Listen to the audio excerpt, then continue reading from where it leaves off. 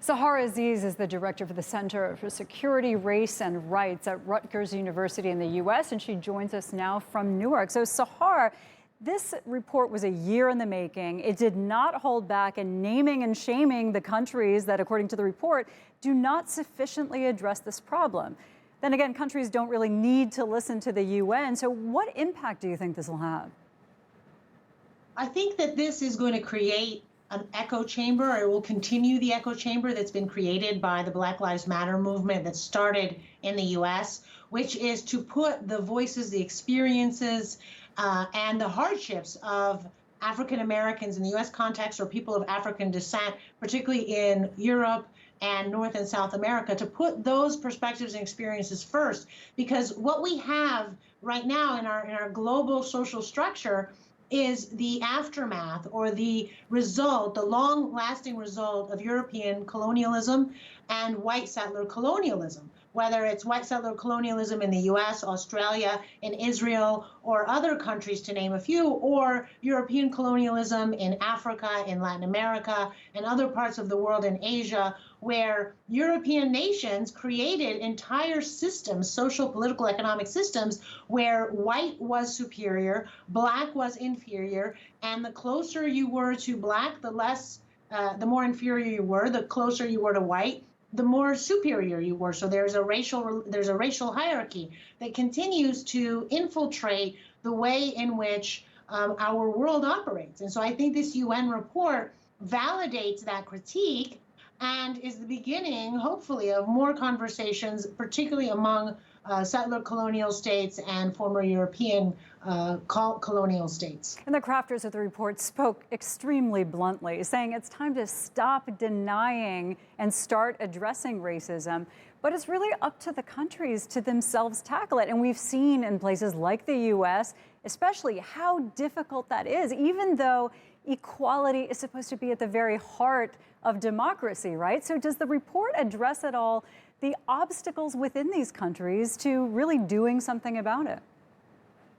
Well, the UN has, one of its limitations is that it doesn't have enforcement authority, but for arguably the Security Council. And many of these countries who are, I think, guilty of white supremacy or anti-Black racism are all on the Security Council.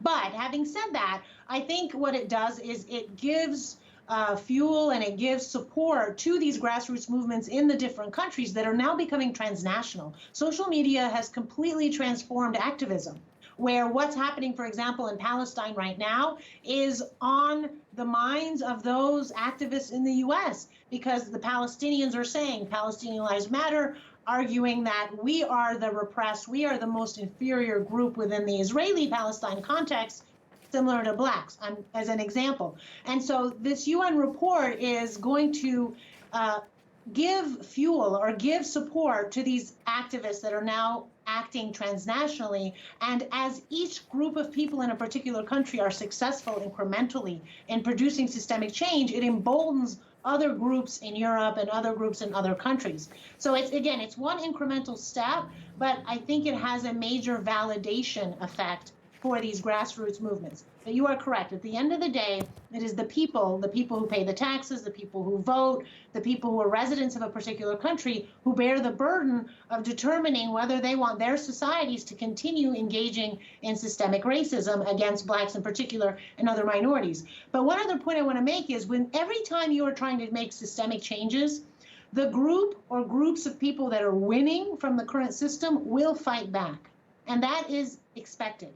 So we are seeing that in the US, where now critical race theory, which is the intellectual frame through which anti-Black racism is analyzed and has been in existence for decades, is now becoming racist. So white people, especially conservatives, are arguing that critical race theory, which is aimed at stopping anti-Black racism, is itself racist against whites. So that's a very common hegemonic co-optive strategy, but I don't think the younger generation, at least in the US, is going to fall for it, because they see, they are looking around them and realizing that there are very few blacks in power, very few blacks among the very wealthy, very few blacks that are presidents of universities in Congress. It's not representational to the population, and there is an overrepresentation of blacks in jails, in poverty, in unemployment lines. And you can take that example, or you can take that reality and extend it to other minority groups where it's not as severe, but the same systems are in place in this racial hierarchy. White is the most superior, black is the most inferior, and everything in the middle is along a hierarchy.